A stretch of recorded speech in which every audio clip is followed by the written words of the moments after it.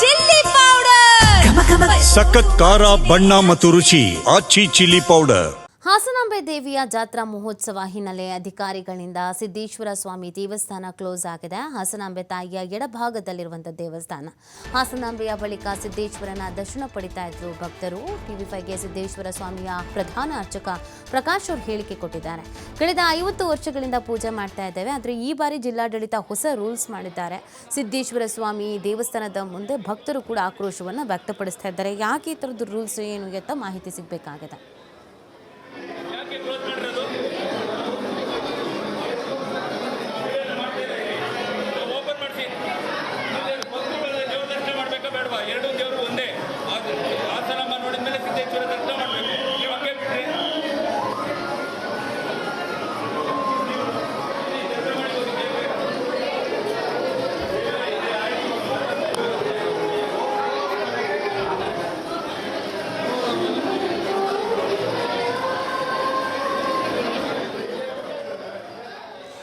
ಇದಕ್ಕೆ ಸಂಬಂಧಪಟ್ಟಂತೆ ಶ್ರೀ ಸಿದ್ದೇಶ್ವರ ಸ್ವಾಮಿ ದೇವಾಲಯದ ಪ್ರಧಾನ ಅರ್ಚಕರನ್ನ ನಮ್ಮ ಪ್ರತಿನಿಧಿ ಮಾತನಾಡಿಸಿದ್ದಾರೆ. ಏನು ಹೇಳ್ತಾರೆ ಕೇಳೋಣ ಬನ್ನಿ.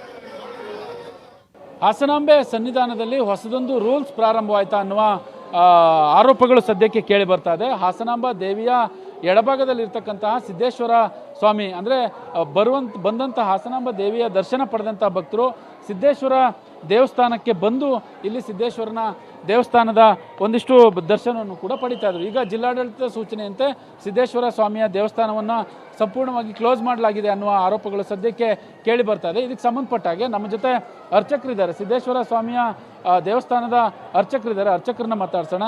ಏನಿದು ಹೊಸದಾಗಿ ಈ ರೀತಿಯಾದಂತಹ ಒಂದು ರೂಲ್ಸು, ಅಂದರೆ ಸಿದ್ದೇಶ್ವರ ಸ್ವಾಮಿಯ ದೇವಸ್ಥಾನವನ್ನು ಕ್ಲೋಸ್ ಮಾಡಿದ್ದಾರೆ, ಯಾಕೆ ಕ್ಲೋಸ್ ಮಾಡಿರುವಂಥದ್ದು? ಅವರೇ ಬೆಳಗ್ಗೆ ಮುಜರಾಯಿನವ್ರು ಬಂದು ಕ್ಲೋಸ್ ಮಾಡಪ್ಪ ನೀನು ಬೀಗನ ಅಂದರು.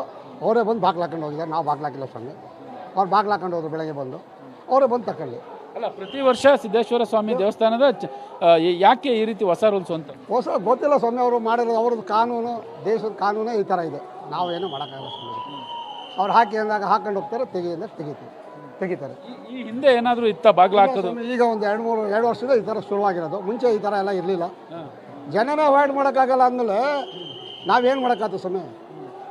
ಅವ್ರು ಜನನ ತೆಗಿಸ್ಬೇಕು, ಹಾಕ್ಕೋಬೇಕು. ಅವರೇ ಜನ ಹೋಗೋ ಜನನೇ ಇದು ಮಾಡಲ್ಲ ಅಂದ್ರೆ ನಾವೇನು ಮಾಡೋಕ್ಕಾಗತ್ತೆ? ಭಕ್ತರನ್ನ ಬಿಡೋದು ಕರ್ತವ್ಯ ಅವ್ರದ್ದು. ಬಿಡೋಲ್ಲ ಅಂದ್ರೆ ನಾವೇನು ಮಾಡೋಕ್ಕಾಗಲ್ಲ ಸ್ವಾಮಿ. ಸಿದ್ದೇಶ್ವರ ಸ್ವಾಮಿಗೂ ಹಾಸನಾಂಬ ತಾಯಿಗೂ ಏನು ನಂಟು ಅಂತ? ಸ್ವಾಮಿ, ಶಿವ ಪಾರ್ವತಿ.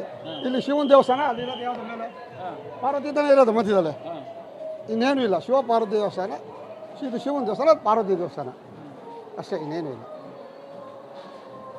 ಮುಂಚೆನೇ ಸೂಚನೆ ಇತ್ತಾ ಕ್ಲೋಸ್ ಮಾಡಬೇಕು ಅಂತ? ಇಲ್ಲ ಸ್ವಾಮಿ, ಬೆಳಗ್ಗೆ ಅಭಿಷೇಕ ಮಾಡ್ತಾಯಿದ್ದೆ, ರುದ್ರಾಭಿಷೇಕ. ಅವಾಗ ಕ್ಲೋಸ್ ಮಾಡಿರಿ ಅಂದರು. ಬಾಗ್ಲು ಹಾಕೊಂಡು ಹೋಗಿ ಸರ್ ಅಂದರು. ಅವ್ರು ಬಂದು ಬಾಗ್ಲು ಹಾಕೊಂಡು ಹೋಗೋದು. ಈಗ ಭಕ್ತರು ಇಲ್ಲಿಗೆ ಯಾರು ಬರ್ತಾಯಿಲ್ಲ, ಹಾಗೆ ಹೋಗ್ತಾ ಇದ್ದಾರೆ. ಯಾರು ಬಿಟ್ಟರೆ ಅಲ್ವಾ ಬರೋದು? ಅಲ್ಲಿ ಹಂಗೆ ಕಳಿಸ್ಬೇಕಾದ್ರೆ ಯಾರು ಬರ್ತಾರೆ? ಅದೆಲ್ಲ ಅವ್ರಿಗೆ ಸಂಬಂಧಪಟ್ಟಿದ್ದು ಸ್ವಾಮಿ. ಅವ್ರು ಬಾಗ್ಲು ಹಾಕಿ ಅಂದರೆ ಹಾಕಿದ್ದಾರೆ, ತೆಗಿಬೋದು, ಅವ್ರ ಕರ್ತವ್ಯ.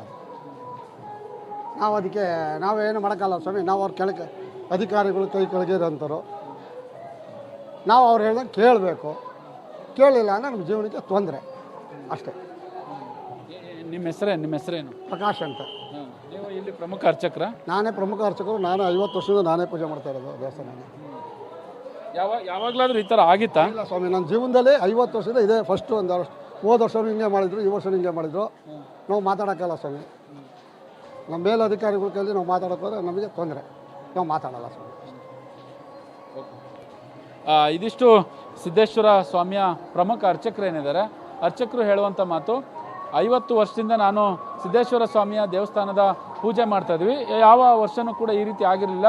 ಹಾಸನಾಂಬ ದೇವಿ ಅಂದರೆ ಈ ದೇವಸ್ಥಾನದ ಬಲಭಾಗದಲ್ಲಿ ಪಾರ್ವತಿ ಇರುವಂಥದ್ದು, ದೇವಸ್ಥಾನದ ಎಡಭಾಗದಲ್ಲಿ ಸಿದ್ದೇಶ್ವರ ಅಂದರೆ ಶಿವ ಇರುವಂಥದ್ದು. ಹಾಗಾಗಿ ಅಲ್ಲಿಗೆ ಬಂದಂತಹ ಭಕ್ತರು ಇಲ್ಲಿಗೆ ಬಂದು ಸಿದ್ದೇಶ್ವರನ ದರ್ಶನವನ್ನು ಮಾಡಿಕೊಂಡು ಪ್ರತಿ ವರ್ಷ ಕೂಡ ಹೋಗ್ತಾ ಇದ್ರು. ಆದರೆ ಈ ಬಾರಿ ಬಾಗ್ಲಾಕ್ಸಿದ್ದಾರೆ. ನಾವು ಅಧಿಕಾರಿಗಳ ಮುಜರಾಯಿ ಇಲಾಖೆಯವರು ಬಂದರು, ನಮಗೆ ಸೂಚನೆ ಕೊಟ್ಟರು, ನಾವು ಅದರಂತೆ ಬಾಗ್ಲಾಕಿದ್ದೀವಿ ಅನ್ನುವ ಮಾತುಗಳನ್ನ ಹೇಳ್ತಾ ಇರುವಂಥದ್ದು.